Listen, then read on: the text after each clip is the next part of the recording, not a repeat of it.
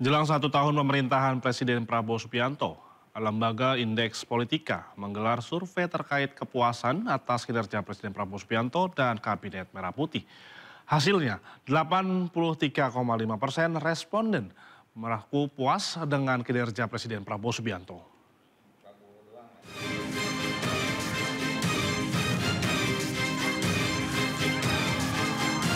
Jelang setahun masa pemerintahan Presiden Prabowo dan Wapres Gibran Rakabuming Raka, hasil survei Lembaga Riset Indeks Politika menunjukkan tingkat kepuasan publik terhadap Presiden Prabowo Subianto menembus angka 83,5%.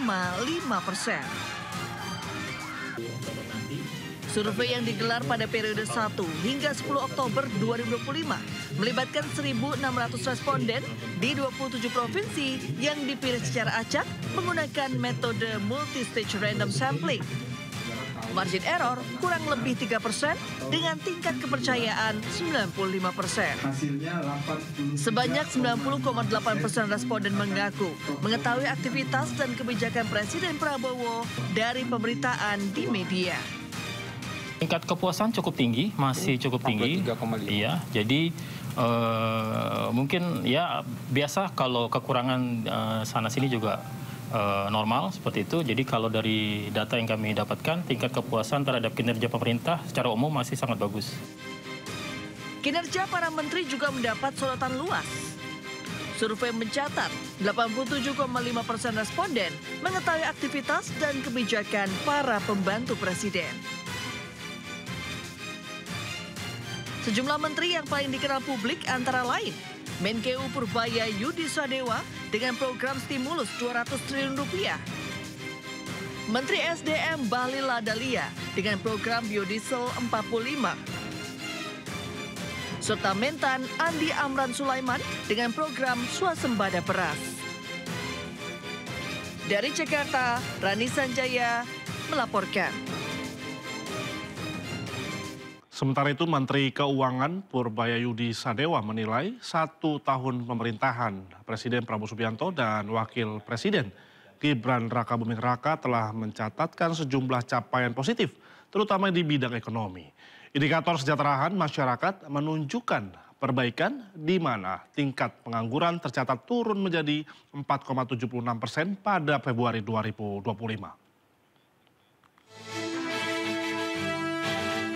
Purbaya menilai dalam 1 tahun ini fundamental ekonomi kuat, stabilitas makroekonomi terjaga dan kesejahteraan meningkat yang menjadi catatan penting selama periode Oktober 2024 hingga Oktober 2025.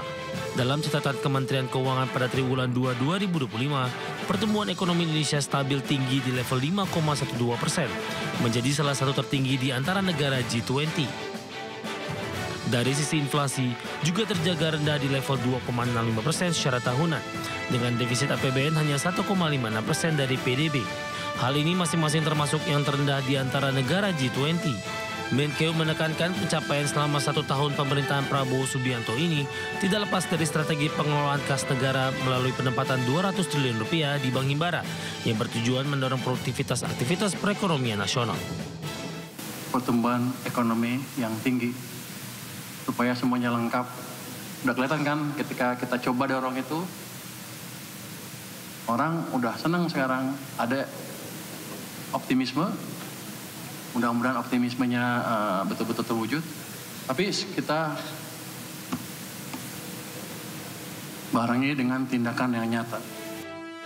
Sementara itu dari sisi perdagangan, Indonesia mencatatkan surplus neraca perdagangan selama 64 bulan berturut-turut, dengan pertumbuhan mencapai 45,8% sepanjang Januari hingga September 2025.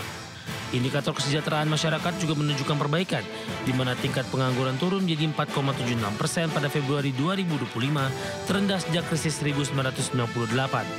Sementara angka kemiskinan turun menjadi 8,47% pada Maret 2025, yang merupakan capaian terendah sepanjang sejarah.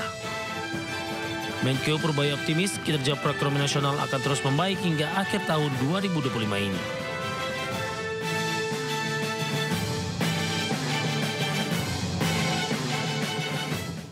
Ya pemirsa, kita ke informasi lainnya. Pemerintah meluncurkan bantuan langsung tunai bagi 35 juta penerima manfaat atau BLT. Senilai 300.000 ini akan diberikan pada bulan Oktober hingga Desember dan mulai akan dicairkan pada minggu depan.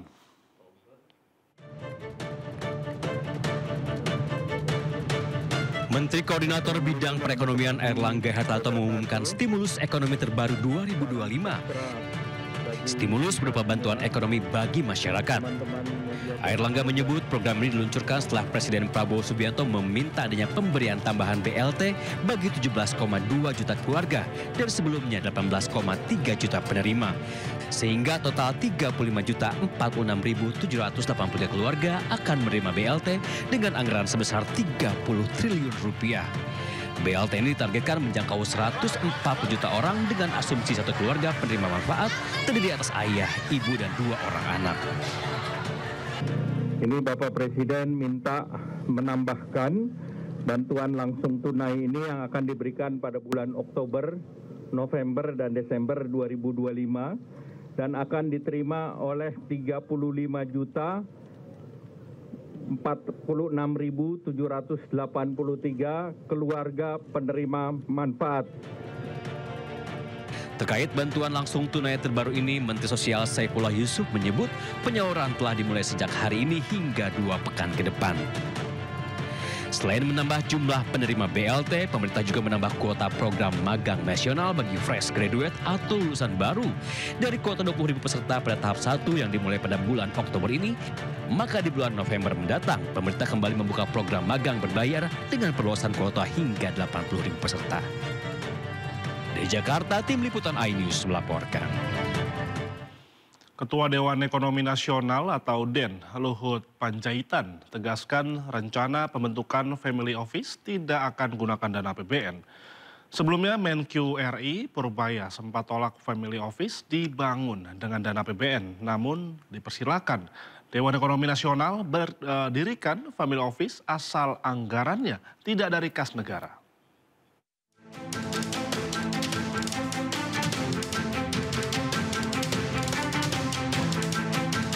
Ketua Dewan Ekonomi Nasional Luhut Binsar Panjaitan menegaskan tak masalah Family Office dibangun tanpa anggaran pendapatan dan belanja negara. Menurut Luhut, Family Office bisa dikembangkan dengan biaya individu atau kelompok yang menaruh uangnya di dalam Family Office. Nggak ada yang salah itu, ya memang nggak ada yang mau dibiayain. Nanti bagaimana opung itu pembangunannya dari mana? Apa ya? Skema pembiayaan Family Office dari mana? Yang biayai dia sendiri, kan orang yang taruh duitnya di situ. Dia taruh duitnya di situ, di Indonesia, kita tidak pajakin waktu dia naruh, tapi waktu dia menginvestasikan di proyek-proyek Indonesia gitu yang kita pajakin. Sebelumnya Menteri Keuangan RI Purbaya Yudi Sadewa menolak memakai dana APBN untuk membangun Family Office di Indonesia. Namun ia mempersilahkan Dewan Ekonomi Nasional mendirikan Family Office asalkan anggarannya tidak berasal dari kas negara. Oh, saya udah denger lama isu itu, tapi biar aja. Kalau dan bisa bangun sendiri, bangun dia sendiri. Saya anggarannya nggak akan alihkan sana. Saya fokus. Kalau kasih anggaran tepat, nanti pas pelaksananya tepat waktu, tepat sasaran, dan nggak ada yang bocor, itu aja. Pembentukan Family Office merupakan gagasan Luhut Binsar Panjaitan sejak ia menjabat sebagai Menko Maritim dan Investasi di era Presiden ke-7 RI Joko Widodo. Family Office adalah perusahaan swasta yang mengelola harta keluarga-keluarga kaya. Rencananya pemerintah akan menetapkan Family Office di Bali dan IKN. Dari Tim Liputan iNews melaporkan.